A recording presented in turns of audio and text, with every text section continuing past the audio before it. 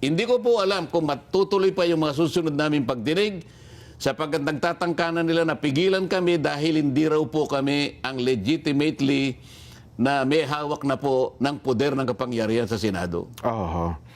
Kasi yun ang pinalulutang nila ngayon, Sen. Ang sinasabi nila, kayo po ang illegal at bogus hearing daw po yung nangyari kahapon. Bogus. Hindi, ang katotohanan dyan ang dapat na manaig. Yun ang tandaan At pala. nito, ngayon po ay makikita natin ang manifestations as ebidensya. Kagaya na binanggit ko kanina, Opo. habang kami nagsesesyon kahapon, binanggit ni Alan Peter, Senate President, ang iba't ibang mga banners ng mga periodiko, iba't iba, pero hindi man lang sinabi nila na si Alan Peter Cayetano ay siya pa rin ang nananatiling Senate President. Aha. Ang ibinubunyag nila ay yung takeover nila.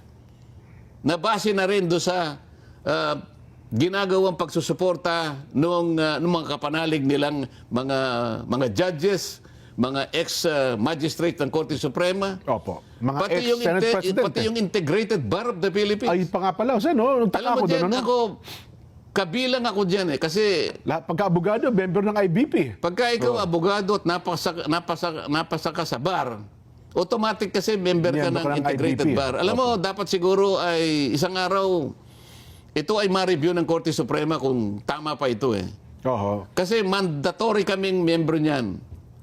Kung ako dyan, meron lang power na sabihin ko sa Korte Suprema na pwede bang tumiwalag na ako dyan, titiwalag ako dyan Aha. Bakit? Gagawa sila ng posisyon without even getting the feedback from their members. Oo nga. Siguro yung Pangulo ng IBP ngayon o kaya yung kanyang Board of Directors lang ang nag-usap-usap, 3 o 4 sa kanila. Pagkatapos, tatangkay nilang sabihin, ito yung posisyon ng entire IBP. Yun na nga po. Integrated Bar of the Philippines. Kasi Balikan natin. Ang tanong mo kanina, ulitin mo nga. bakit daw ho kasi naman nauna kayong nag-adjourn ng 3 araw bago absent kayo? Binoykot yun ho. Hindi ba nung nag-walkout sila, sabi nila, hindi walkout yun. Oh.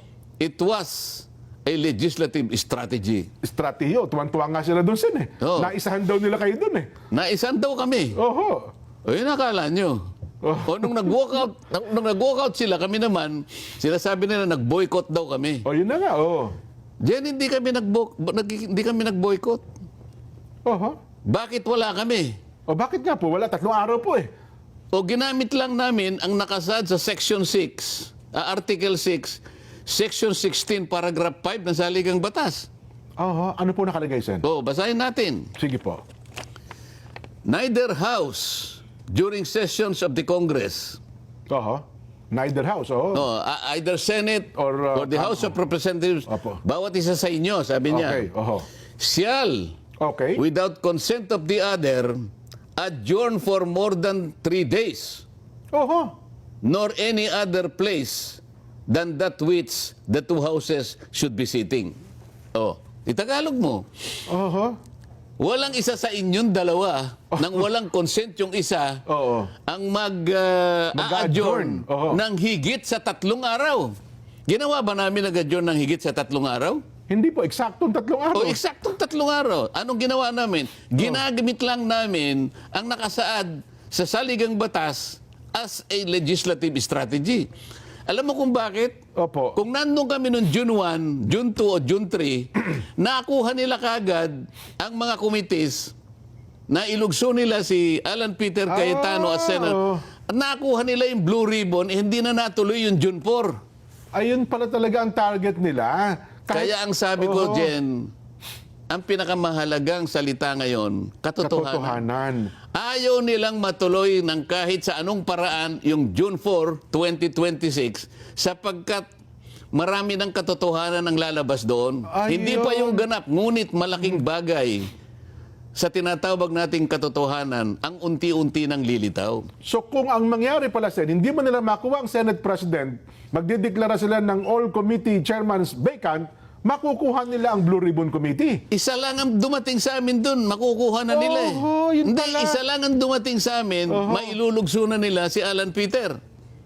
Kasi 13 Opo. Naalala mo, 12 sila dahil dumating na nga yung isa sa kanila. Nawala na isa sa amin, di ba? Opo, Dumalo na doon sa kabila Doon sa 13, doon sa June 3 na dumating June yun. 3, opo, Doon sa sa June 3. dati, naninimbang pa siya eh. June 1, June 2. ganun ba? Pero, Ganun ba? dahil alam na namin yun, kahit hindi dumating si Senator Cheese, kahit ako lang ang dumating doon, dahil 12 sila, magiging 13, di ba? Oo nga po. Dahil ang kailangan natin, alalahanin mo, dinidiscuss natin, the magic word is 13. 13 na po. So, isa man lang sa amin ang dumating doon. Isa ba sa Ako, grupo ninyo? O si Sino man? Senador Bongo, Oho. si Senador Robin, lahat ng kasama ko, isa man lang ang dumating doon. Tapos kami.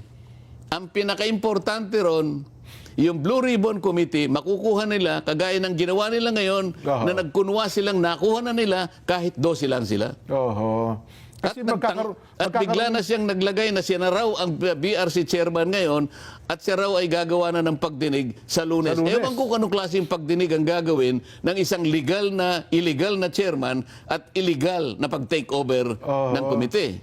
Kasi kung magiging 13, magkakaroon ng quorum eh. Magkakaroon ng quorum. Oo, tapos kung siyempre, kasi boboto sa kanila, mas marami, talo nga kayo kahit na meron lang isang. Oo nga. At meron pa ako naulinigan at palagay ko tama yon. Ginaganyak si Senate President Alan na kung gusto mo kanya yung i-open mo lang, yung nakaupo ka lang doon. Pagkatapos umalis ka na. Mag-open lang na session. Hindi pang 13 siya. Oo nga, no? So, akala ba nila hindi namin alam ang kanilang gagawin? Oo nga, no? Kaya yung strategy na yon, na alam ko, yung sumulat sa saligang batas, nahulaan niya na noong June 3, 2026, maaari namin gamitin. Isipin mo yung saligang batas, kung sino man ang may kagagawan nitong Article 6, Section 16, Paragraph 5, napursin niya na in 1987, nagagamitin namin na cover ito, constitutional cover, para lang yung katotohanan ay matuloy noong June 4.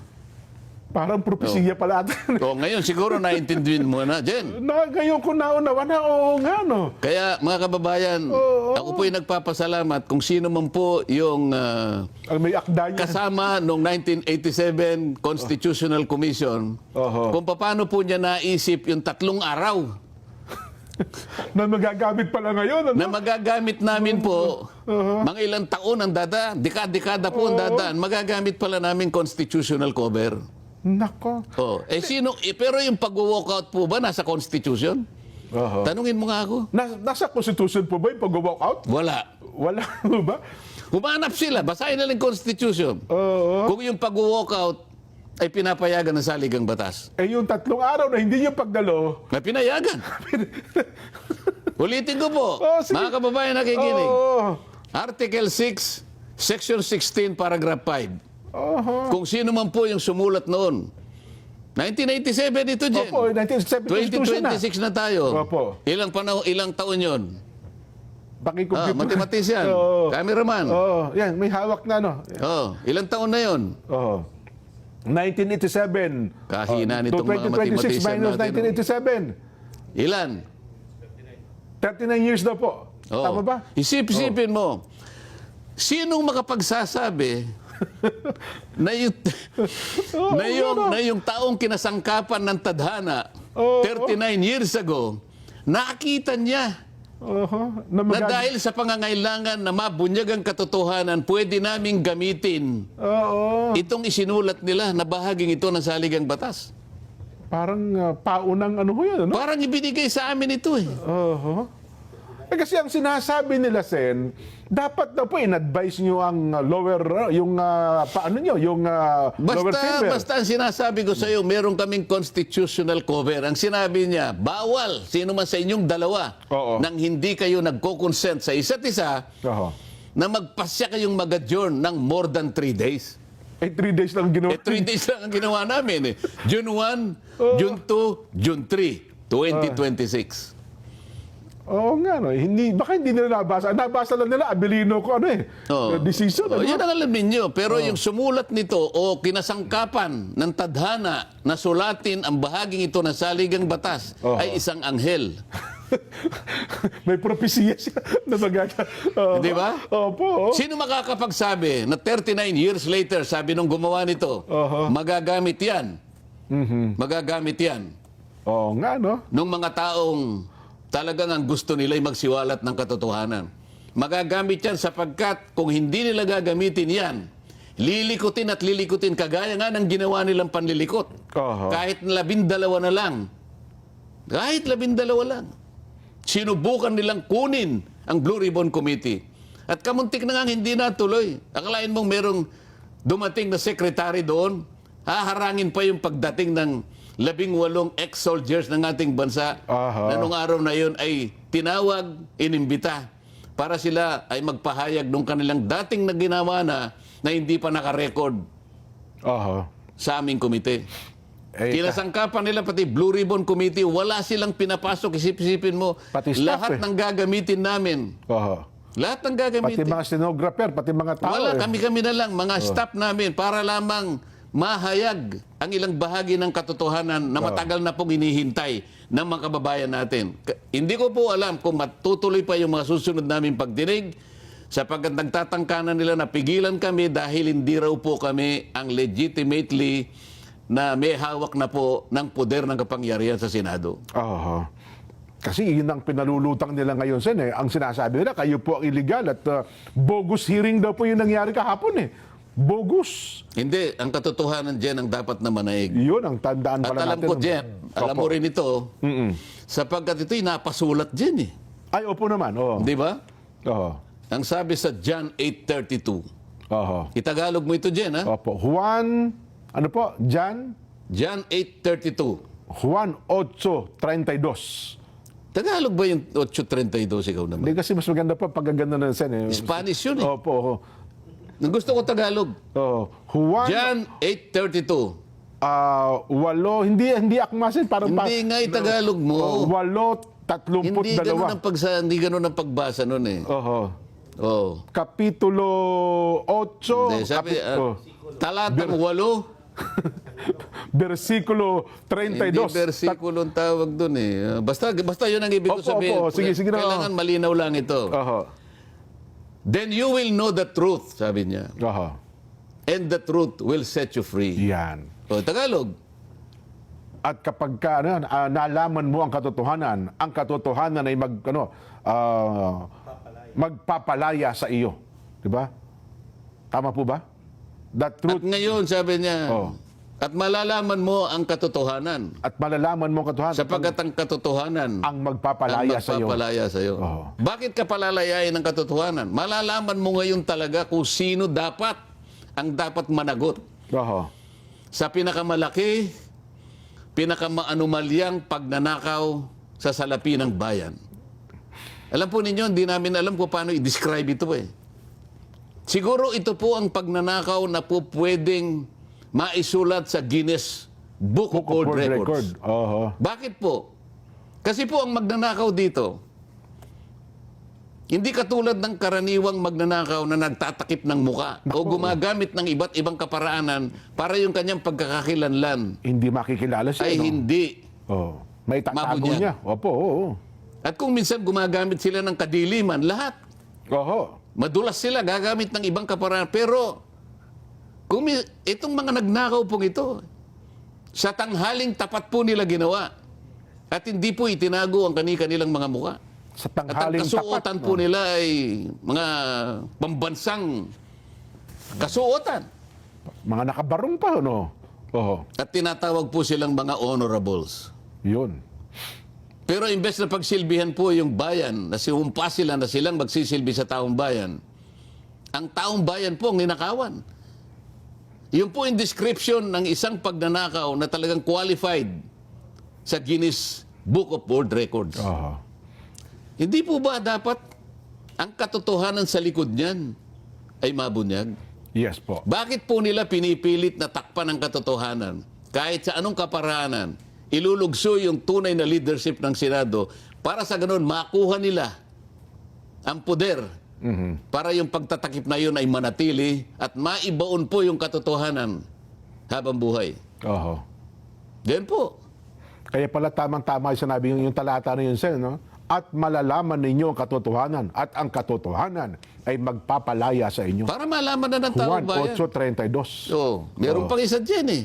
Ba? Oh. Napasulat ito kasi inimbita namin ng former Speaker ng House of Representatives. Oh. Wala po. Sumagot ang House leadership.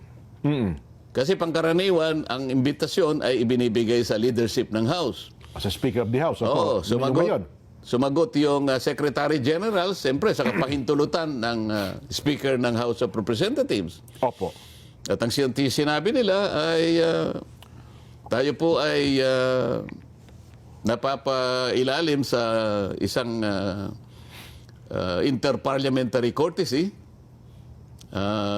Hindi po namin pwedeng idinidecline po namin ang imbitasyon niyo At tinatanggihan pa rin nila. Oh. dahil yan po namang mga bagay na inyong pag-uusapan dyan ay yung iba po ay tinatalakay na po sa mga piling ahensya ng ating pamahalaan kagaya ng ombudsman at kung gano'n-ganyan. Sumagot din palang office, no? Sa mga tweet ayaw nilang ibigay Opo.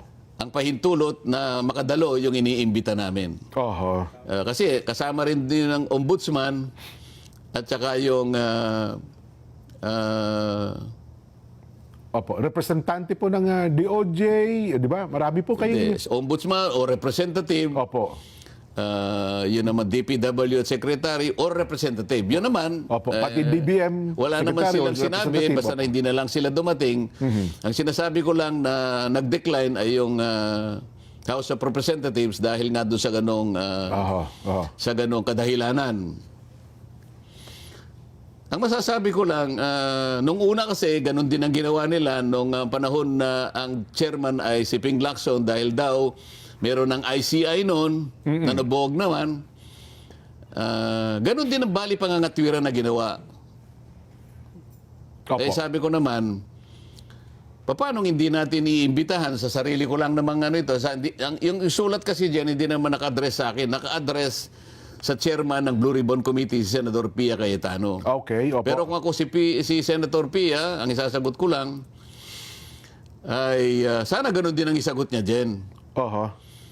Na yun pong interparliamentary courtesy, yun po ay courtesy na namamagitan sa panig lang nating mga mambabatas. Oho. Sa mga senador at mga congressmen Yes po. or Oho. congresswomen. Kapwa ninyo mambabatas. Oho. Tayo lang ang saklaw noong. Oho. Nung Nung kortesiya na yun. Oho. Pero ang pinag-uusapan natin ay higit na po sa atin eh. Labas na po sa interest ng dalawang chambers eh. Ng dalawang kapulungan. Ang pinag-uusapan na po natin ang pinakamalaking pagnanakaw na nagawa sa kasaysayan ng ating republika. Oho. Ang pinag-uusapan na po natin, interest ng mamamayan. Bakit po kung kayo po ba'y dumating sa imbitasyon namin, ang ibig bang sabihin, hindi namin kayo ginalang? Oho. Mas lalo nga kayong magiging bida sa amin eh. Oho. Kasi yung imbitasyon namin, kahit hindi na kayo pinayagan halimbawa ng leadership ng House of Representatives, Eh, pinaunlakan pa rin nila. pero nagpaunlak po kayo, Oho. sa akin palagay, mas bida kayo kaysa noon eh. Ay, tama naman.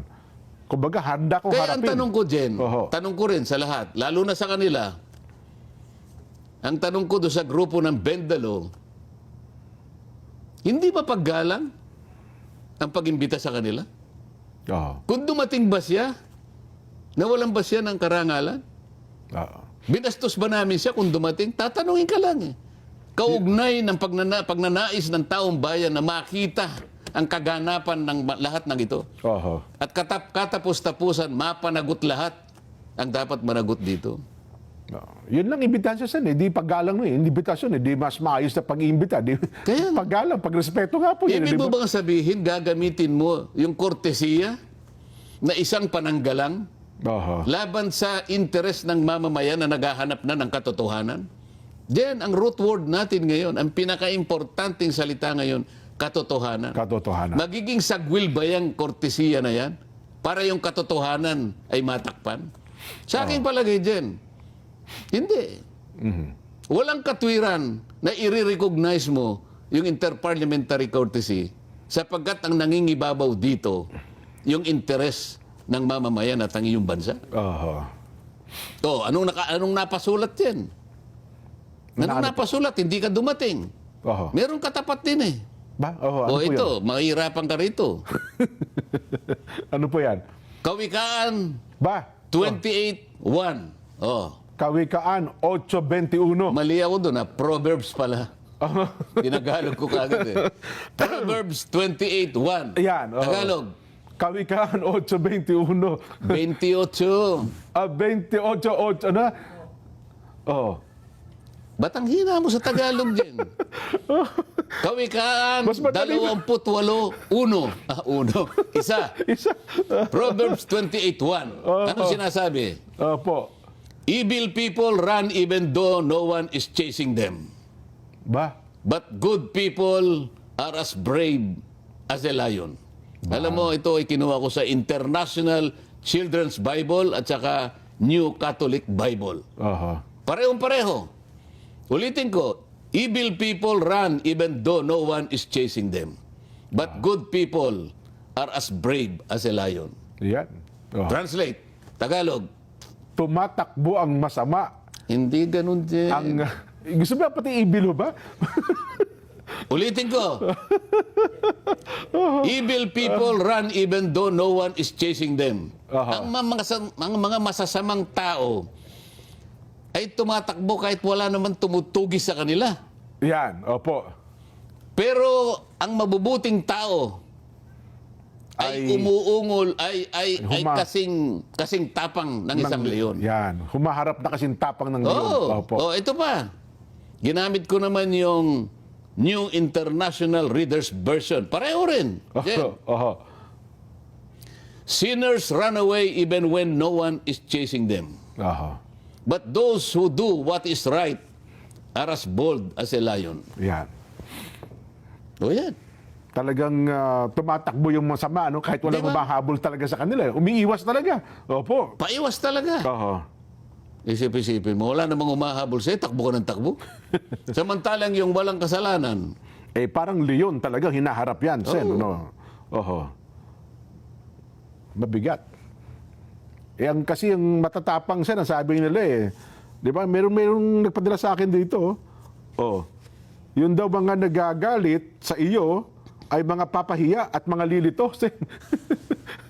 hindi sa akin yan. Alam ko kung kanino referensya. Huwag mong gagamitin yan. Hindi sa akin yan. Oh, sige. Magkakasala ka dyan pag ginamit mo yan. Hindi na, alisin na natin Alam yan. natin ang lugar natin dito sa daigdig. Yan, opo. Oo. Ang gusto kong puntahan ngayon, Sen, sabi nila, hindi, kami ang kinikilala ng Malacanang eh. Kami Ay, ang wala tayong magagawa. kinikilala ng Malacanang na legal. Ang pagkilala sa haligang batasan dapat kumilala sa'yo. Hindi dapat kung sino-sino lang. Oho. Sa haligang batas, ang pinakamataas na batayan ng lahat ng gagawin natin sa Senado. Opo. Ganun Kahit po. kinilala ka pa ni Vladimir Putin o kung sino mang presidente, kahit kinilala ka pa Oho. ng pinakadakilang tao sa daigdig, wala akong pakialam doon. Ang sinasabi natin na saligang batas, ang magbibigay sa iyo ng authority, ng legitimacy, Opo. ng legality ng lahat ng gagawin mo. Hindi ng kung sino-sino pa. Kasi merong isang nagsabi, nag-analyze kapag ikaw anya kinilala ng Malacanang, hindi nangangahulugan yan. Lahat ng sangay ng gobyerno ang kumikilala sa kanya, pati ang mga law enforcement agencies. Susunod Sa mga panig bagay-bagay na nila, ito. pero sa Senate, hindi ganun eh. Oho.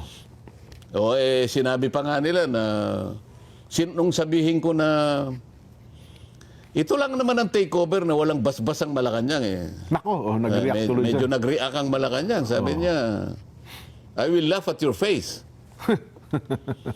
Kayo naman po, alam naman ninyo ito eh. Oho. Alam na ninyo ito. Since kopong-kopong po, hindi po pwedeng malagay ka na Senate President kung walang basbas ang Malacanang. Totoo. Oho. Wala sa kasaysayan talaga ng bansa yun, Sen. Ako po ay nagtagal sa House of Representatives. 18 taon ako ron. Sa palagay ko, yung tagal ko naman yun, Jen, kahit papaano, I have gained the right Yes and po. the experience to say this. Wala na pong wala na takipan po.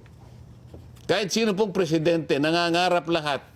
Mapa-speaker, ma-Senate President, talaga pong kailangan ninyo yun. Oho. Hindi dahil sa kung ano pa mang bagay. Kailangan makapag-umpisa kayo na suportado kayo ng 2 leader ng 2 kapulungan ng legislature. Bakit? Meron po kayong tungkulin din kailangan tulungan kayo ng dalawang ito. Aha.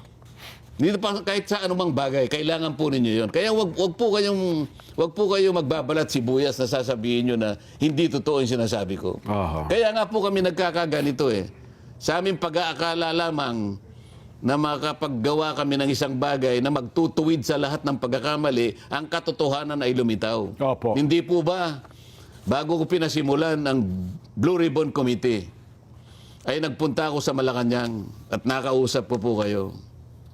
Tanda ko pa po ang encouraging words na sinabi nyo sa akin. Mhm. At ang sinabi ninyo, sana ay magtagumpay ka. At inyo pa pong sinabihan yung Secretary Jojo Cadiz. Eileen Masukat Eli Masukat, na bigyan mo siya ng ating USB na kanyang pagsisimulan. Oho. Okay. Ganun po ang nangyari. Kaya tinupad ko naman po yung mandato hanggang ako po ay matanggal. Yun. At saka, yun naman ang Pero lagi. dyan, dapat mag-shift na tayo sa iba. Binabanatan ako ng mga media. Ganun ho ba? So sa kanilang pagtatakip sa katotohanan, yung sinabi ko ng marami sa inyo ay bayaran, binubugbog nila ako ngayon. Ito ang ginagamit nila, imbes na yung katwiran ay lumitaw, ginagamit nilang pagtatakip ito. Opo. Basahin mo ngayon yung dalawang malalapad na dyaryo dyan. Ang tanging ginawa nila, yung litrato ng session hall na nandun nakaupo, yung 18 Marines, yun lang, nilitrato lang. Pero yung sinabi ng lahat ng mga nandoon na mga Marines at saka mga sundalo, kahit isa walang... Yun po ba ay hindi pagtatakip ng katotohanan? Tingnan mo yung dalawang dyaryo ngayon. Yun ang headline, yung litrato lang. Wala nang iba. Ang kanilang ipinagdiwang ngayon ay yung sinasabi ng ibang dating mga Senate President, Franklin Drilon, Coco Pimentel, na yung 12 sa Abilino versus Cuenco ay ganito at ganyan. Actually, sana ito mga tatanong ko sana sa inyo, Sen, ano ha? Pero nabanggit nyo na rin po naman. Hindi po akong original na nagsabi ng marami sa inyo ay nababayaran. Gusto kong ipakita. Pwede mo masinag ng ano ito, pwede nyo bang ipasinag para makita ang librong ito? Ano ang title ng librong ito na hawak ko? Ayan. Babasahin ko dyan, ha? News for Sale. The Corruption and Commercialization of Philippine Media. Hindi po ako nagsulat nito. Ang nagsulat po nito mismo ay kasama ninyo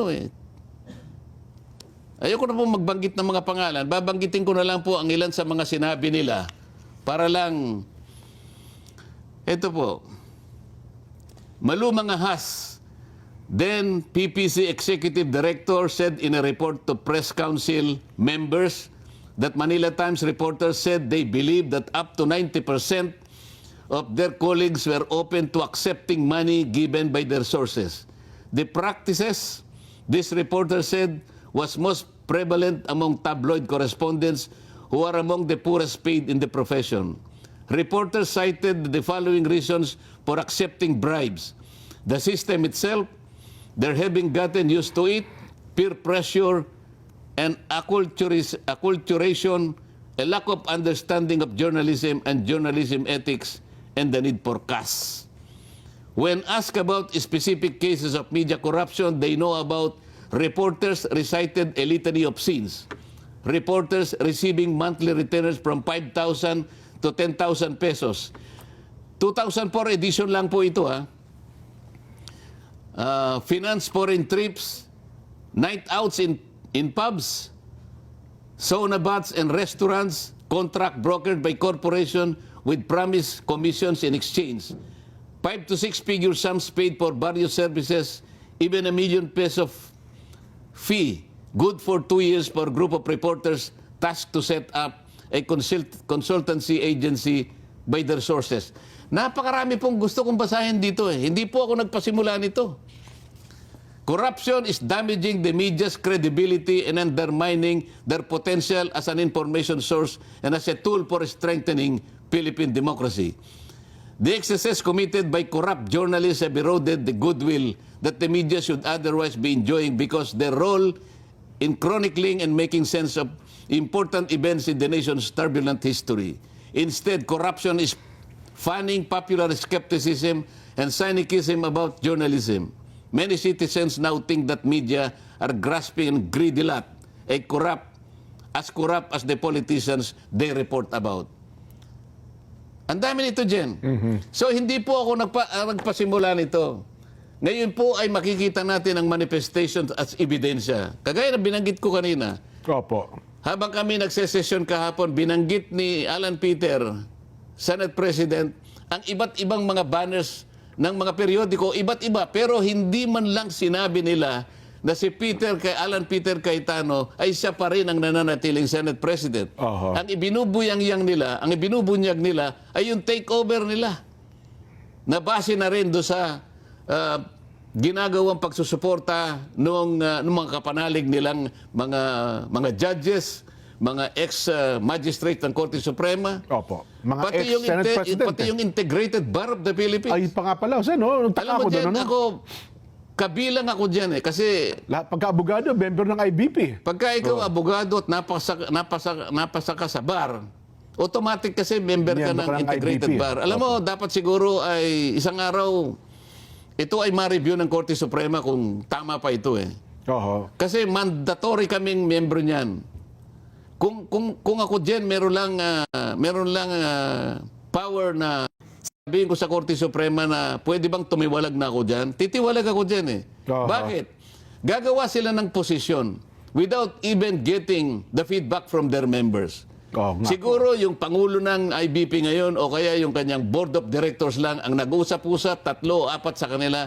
Pagkatapos, tatangkay nilang sabihin, ito yung posisyon ng entire IBP. Yun na nga po Integrated Bar of the Philippines. Kasi nakalagay-lagay, National President, IBP, para bagang yun ang paninindigan ng lahat ng abogado. Hindi totoo yun, Jen. Oho. Kailanman hindi magiging paninindigan. Sabi ko nga sa iyo, kahit na mga bar plankers, alam nila na yung Abilino versus Cuenco, hindi aplikable. Oho. Ang doktrinang natanghal dyan, the doctrine that was established in Abilino versus Cuenco, is that any member of the Senate who is outside the Philippines is already outside the coercive jurisdiction of the Senate. Oho. Alam mo kahit sa LGU, Jen, sa mga abogadong nakikinig po, tingnan po ninyo yung La Carlota cases. Pati yung kaso. Oho. Pati yung kaso ng Zamora versus Okay. Caballero. Sinasabi dyan, kapag kayo'y wala sa Pilipinas, ito LGU na lang ito dyan. Local government Wala unit kayo po. sa Pilipinas, you are outside the coercive jurisdiction of the Sandigan Bayan or provincial, Provincial Board Office. panlalawigan. Pamahalaan panlalawigan. Oo. Opo. O kahit na barangay council. Yan po yung doktrinang in-establish ng Korte Suprema. Aha. Pag wala kayo sa bansa, you are outside the coercive jurisdiction or order of either the Senate or the respective local government council. Oho. So yun lamang po yung doktrina. Wala pong sinasabi na kung 12 ay po pwedeng maging basihan ng quorum. Oo. Wala po sinasabi. Ang saligang batas po ang final arbiter. At sa Senado naman po, ang tuntunin ay siya po ang dapat na masunod. Yun. Baka nandiyan yung ating para Direk, ma-discuss sige natin. nga po. Direk, ihabol natin ng ilang minuto. 5, ayan, Sen. O yan, ikaw nagbasa doon sa party ng Verde, Jen. Tingnan mo nga. Palakihin nyo nga yun. Paki-zoom in mo nga yung with 12 senators presented. Yung naka-Verde. Opo. Pwede bang i-zoom yun? Business obsession. Hindi, meron naka-Verde, di ba? Gano'n po. Paki-zoom mo nga, direct, para na sa ganun ay mabasa natin. Parehas kami malawang. Yan. Para na sa ganun ay may share natin. Oh. Taas mong konti para mabasa natin. Oh. Wala, dahan-dahan. Yung nasa Verde. Yeah. Oh. Oh. Explaining that of Hindi yung nasa Verde lang ngayon, oh, yung Ito, with yun the, mag-umpisa ka sa with. Ayan, yan na nga po. With 12 senators present, Oo. the chair declared the presence of a quorum. Oh. Kasi Opo. ginagamit nila yan, dahil 12 eh. Oh. Oo. Tuloy mo. Explaining that of the total membership of 24 senators, 4 senators were out of the country and therefore were not counted in the determination of a quorum. Okay. Oh, so, Oh. 4 ang wala, 24 minus 4, 20 na lang. 20, yes po. So ano yung quorum? 11?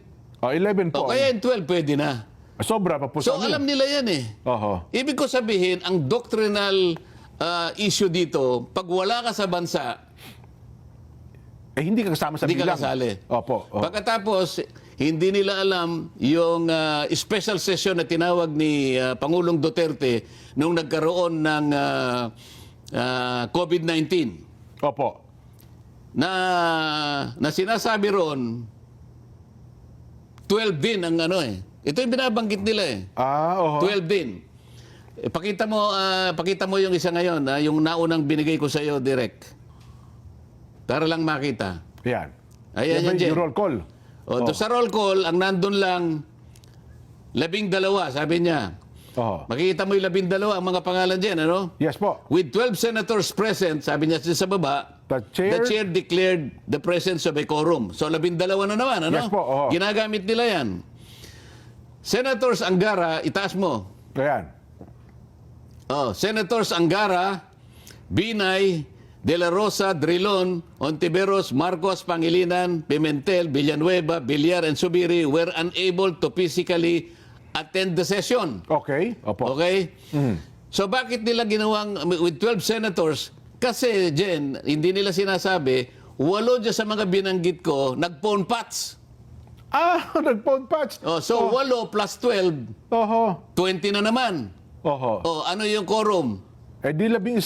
Kaya 12, tama na. So, mobra pa ng isa. Yan po yung yan ang hindi nila po sinasabi sa inyo. Diyan po sa 11 na wala, yung 8 po ay nakapag-participate by way of phone pats. Kasi nga po, meron pong COVID-19 noon, kaya pinayagan yan. Oho. Wala pang teleconferencing noon eh. Yes po. Phone patch lang ng So time sa na yun. phone pats po, yung 8. Oho. Hindi ko lang po madistinggi kung sino sa 8 ang nakagawa ng paraan para sa gano'y makiayon doon sa agenda tinatalakay nung 12. Pero yun atasan ay mayroon daw hindi pangkaraniwang pangyari kasi nga COVID nung Kaya time nga, na. Oho. pero kahit na papano, yung 8, kahit na phone pats, ay pinayagan. Ay kinilala. Kahit physically, wala sila dyan. Oho. Yan po yung hindi nila masyadong ipinapaliwanag. Sa mga tweet, mabigat talagang pananagutan na 13 talaga. Opo. Ang circumstansya lamang na pwedeng magbago yung 13, alam na natin, wala. Sa bansa. Wala sa bansa. Yung iba naman, true phone pats nakahabol. Oho. So hindi magbabago yung 13. Immutable yun. Oho. It's an immutable rule. Yung quorum ay palaging 13. Labas sa 13, lahat ng gagawin mo, walang quorum. legitimacy, walang legality, Oho. walang regularity. Nako. Pero paano ano mangyayari sa Lunes yan? Kasi na-expect Hindi nila. naman ako manghuhula. Bakit mo ako tatawagin? Hindi, pero sabihin, ano magiging larawan sa Monday kasi Sana man lang. ipatatawag din daw yung 18 eh. Ako hindi ko alam kung anong mangyayari. Pero ako, ang ano ko na lang, ang pag-asa ko na lang. Opo. Sana yung wala sa katwiran, aminin na nila. Sana maayos namin sa isang paraan na aminin nila kung ano talaga yung nasa batas. Oho. Kung ano talaga ang nasa saligang batas. Kung ano yung nasa tuntunin mismo ng Senado. Madali naman, kagaya ng pinaliwanag ko sa iyo, wag na nilang gamitin yung mga jurisprudence ng pamali. Kahit na bar flankers dyan, tatawanan sila. Oho. Lalo naman, yung nagkukunwang merong legal background. Lalong-lalo naman yung nagsasabi na let us bend the law. Oho. Pero, Sen, ang epekto nito siguro huling tanong ko na lang. Wala nang time, ano? Yun na nga po. Gusto ko sanang itanong sa inyo bago tayo magtapos paano matatapos ito, Sen? Sa kapakanan ng taong bayan? Ako gusto kong matapos ng maayos. Oho. Hindi ko alam sila kung gusto na rin matapos ng ganun. Oho. Mukhang malaki na epekto nito sa buong bansa, Sen, ha? Aminin naman natin o hindi. Mabigat po ito nangyayari ngayon Sana sa atin. naiintindihan nila yung sinasabi mo. Oho. Sana yung tanong mo na yan ay naririnig nila. Oho. At sana maisip nila sa kanilang puso na mali sila at pumayag silang ayusin namin sa pamagitan ng mga batas sa panig mismo ng saligang batas. Ayun, yung mga umiiral na batas. O paano, eksaktong alas 6 po ng hapon yung mga pagbati po niyo, next time na. Pasensya na kayo, no? Pero umaasa naman kami, naging kapakipakinabang po ang inyong panonood sa amin. Kung hindi man namin kayo nabati, wag na po kayo magdamdam. Sen, salamat po ng marami. Lalo naman akong nagpapasalamat sa kanilang lahat din at Opo. nagkaroon tayo ng pagkakataon na talakayin kahit medyo mahirap. Sana man lang yung mahirap na mahirap napadali ng konti. Opo. Lalo na yung paghahalimbawa na ginawa natin. Ikaw mismo, Naliwanagan naliwanagan mo yung parte na kung saan kinuwestiyon nila yung 12, Pero March ginamit- 26, 2026. Pero yung 12, ginamit nila noong June 3, 2026. Ayan. Kaya makikita mo ngayon kung sino ang wala sa katwiran at kung sino ang nagtatali-talinuhan. Sana'y nagnigning ang katotohanan, Sen, ha? Para tayo maging malaya. Kailangan talaga natin ang katotohanan ay magningning. no? Makikita naman natin sa reaksyon ng mga tao kung nagningning ang katotohanan na pilit nilang tinatakpan at pagtatakpan pa po kahit anuman ang cost sa panig natin at sa panig ng bansa natin. Ay, nako.